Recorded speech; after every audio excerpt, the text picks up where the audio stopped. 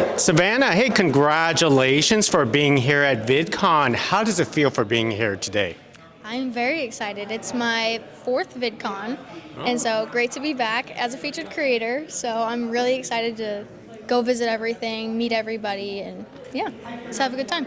That's awesome. Now, let's start off with that easy question. For those people who don't know, who is Savanah Moss? Yes, so Savanah Moss is a creator and a writer and an actress. I've been creating for about almost 6 years now, and I create fever dreams. Now, what is a fever dream? It's comedy mixed with horror put into like a skit form, and I mostly do short form content, and yeah, that's my world. That's pretty awesome. And you started 6 years ago. What actually sparked you to get into this creative world? Yeah, so my younger sisters actually influenced me. They were creating on Musically at the time, which was what was before TikTok, and they told me it would be fun. We should make some videos, and I'm like, okay, I'll give it a try.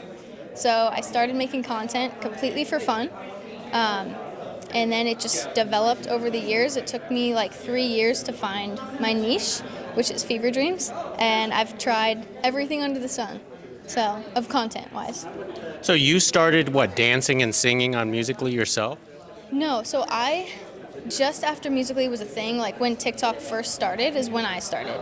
And so I was doing all types of content though. I tried dancing, I tried DIYs, I tried crafting, a bunch of things. And now I'm in like the horror, thriller, comedy, entertainment genre. Now, walk us into your very, very first fever dream. I mean, how did that actually came about? Did it come through a dream? You know what? Actually, no. It was kind of an accident, but it was after we were all in cheer, my sisters and I. It was after practice one day.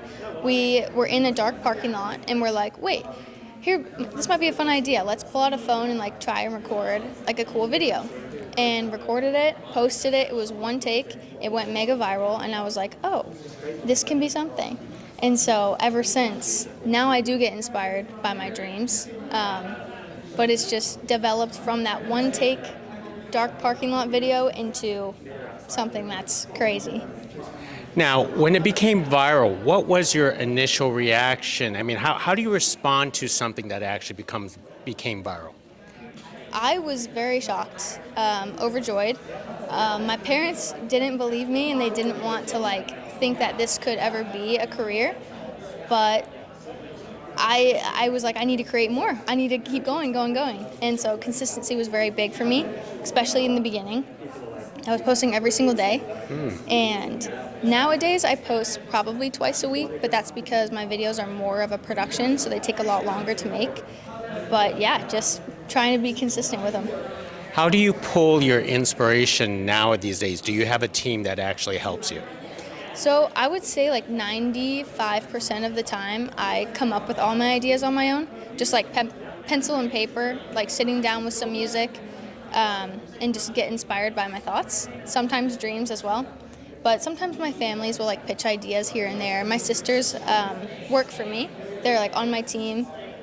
One helps film, and the other is like in a crazy costume, or like helping behind the scenes, like make the practical effects happen. And so sometimes they'll inspire me with ideas and stuff as well. Now, from my understanding, you were inspired by watching editing videos on YouTube, right? You don't have like a professional team that does like special effects, like a Zach King or something. Yeah, so I do all my own editing, and mostly on my phone, which a lot of people don't know. So I had no editing background at all. I was in acting classes, but that was my extent of like entertainment at the time. So it was just a bunch of trial and error, learning edits on my own, learned it on YouTube, and yeah, now I know what I know today. Now, in all truthfulness, you kept this all simple. Independent, as we actually like to call it. You don't have like massive budgets, and you like to keep it simple with the simple costumes and the simple props. Could you tell us about that process?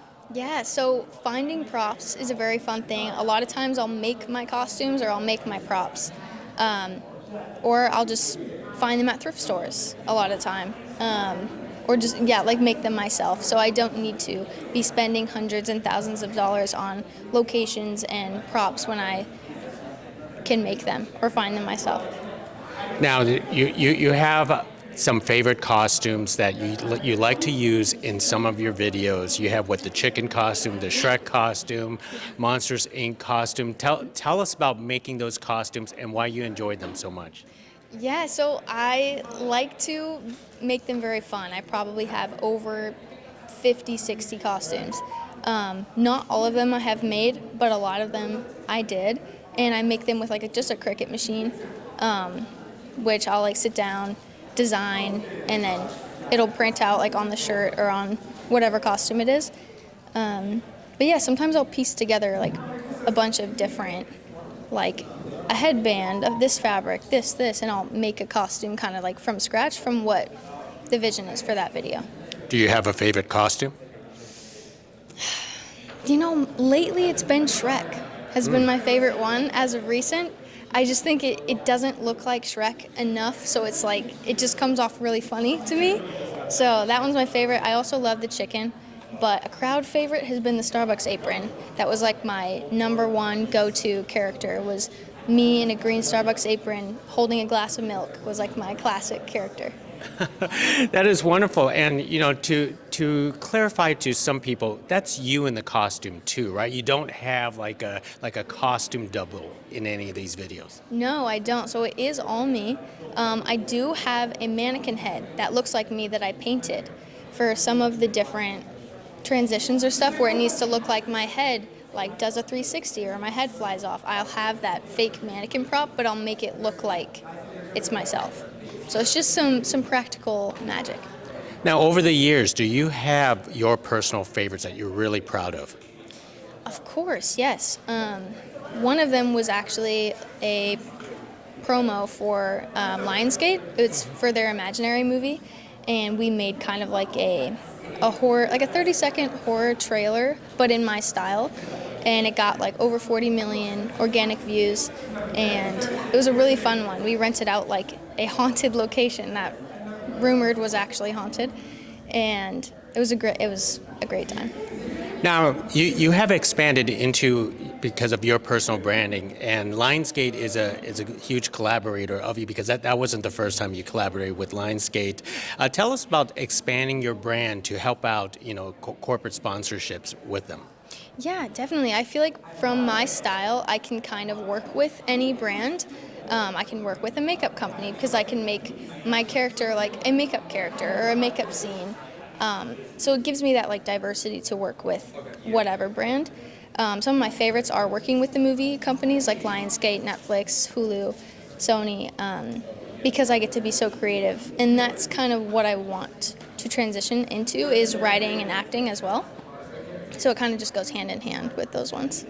Now, you also have collaborated with others, and like I mentioned before, Zach King has a very similar style, but his much more professional. And you did do a collaboration with him. How was that experience, and do you collaborate with others? It was an incredible experience. His whole team was super personable, very friendly, made me feel at home. And it was a very collaborative process. When they proposed the idea to me, we kind of went back and forth with the creative, what we were going to do in scenes and everything and locations. And it was a 2-day shoot, or 2.5-day shoot, and it was super fun. It was great. And I haven't collabed with too many so far, but I plan on collabing a lot more. So you're open to the idea of collaborating with others? Yeah, 100%. Absolutely. And in the case, because you are in this horror comedy genre, do you look to expand outwards into other genres yourself? I would say so, yes. It's just trial and error. I want to put out content that I really enjoy making, so I kind of just need to explore what else I enjoy making. I do really like comedy and horror are my favorite two right now, but I would love to explore kind of my options and stuff. But you don't feel boxed in as of the moment? No, not at all. Absolutely. Now, as a creator, how do you handle this? How can you say your day-to-day activities, the pressure of coming up with videos, and as you said, what, twice a week at this point? Yeah, so I feel like I have a pretty good system. I'll be working on kind of multiple videos at once, whether it be writing, editing, or actually shooting them. So I'll try and come up with an idea, and I could still be editing a previous idea. So I kind of have them overlap a little bit, so then I can keep up with the workflow.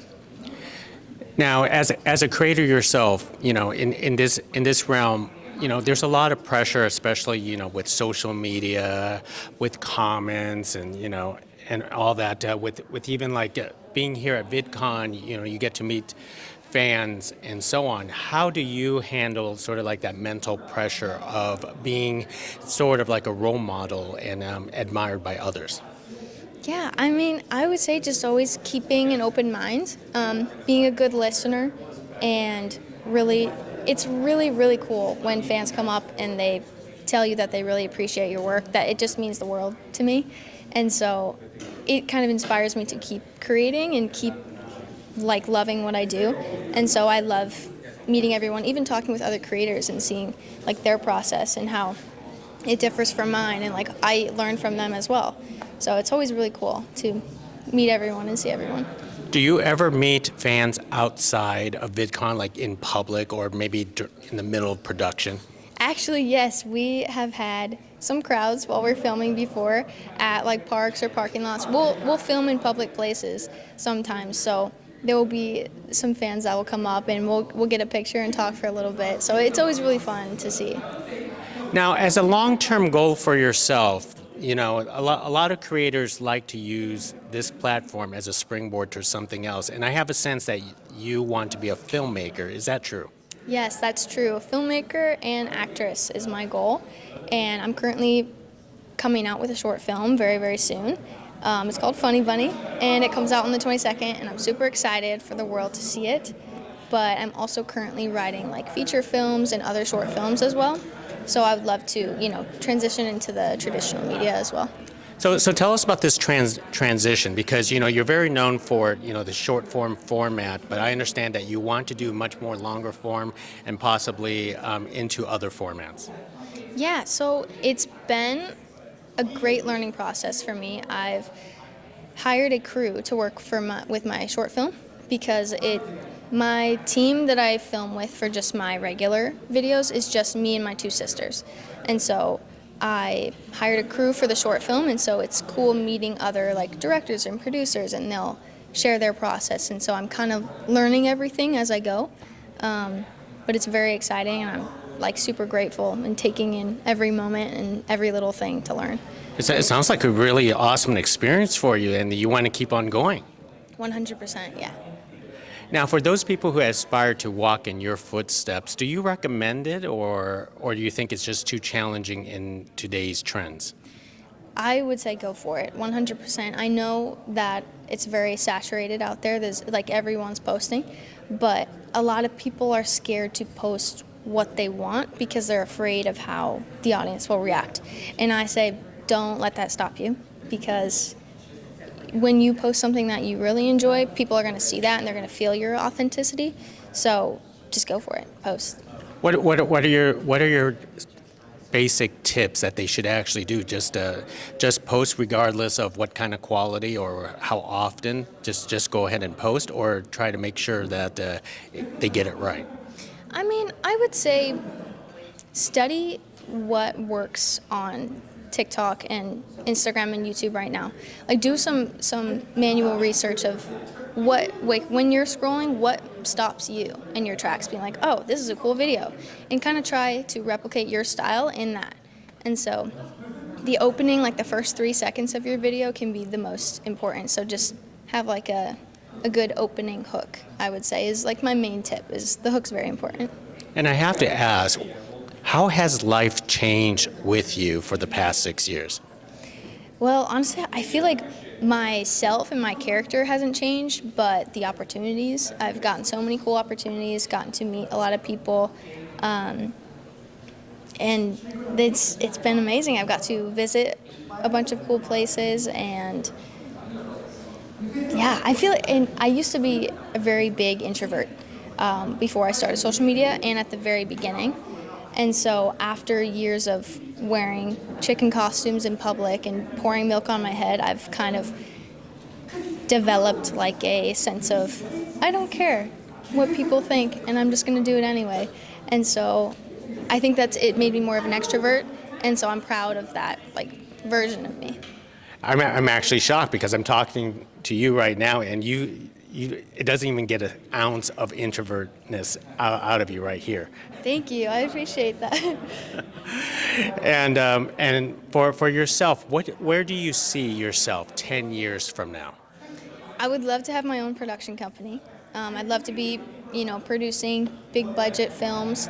But I also would still love to be creating content, just like the shorter content, Fever Dreams. I feel like that's always going to be a part of me, but I would love to expand, maybe have a brand, whether it be like a product or a line, a series of movies or something. But yeah, just exciting. I'm excited. I'm excited too because I've tried to do a little bit of research, and I saw an interview with you on Forbes as what was that, one of the young creators? Is that what it is? That must have been such an honor. Yeah, I am so grateful, and it was incredible. I was shocked that they noticed me and reached out, and I made it on the Forbes top 50 creators list of 2024. So that was just insane and crazy. Well, you know what? This is just starting. It would only get bigger and bigger for you. But for those people who want to follow you, how do they follow you? You can follow me on TikTok, YouTube, and Instagram at Savanah Moss. It's just my name, but with an extra S at the end. Most excellent. And maybe this interview is a fever dream. I should just rip out my mask right now. Can you imagine? Yeah, and then the milk pours down right here. There we go. I love it. So anyways, thank you very much, Savanah. Thank you. Enjoy the rest of VidCon. Thank you for having me. Thank you.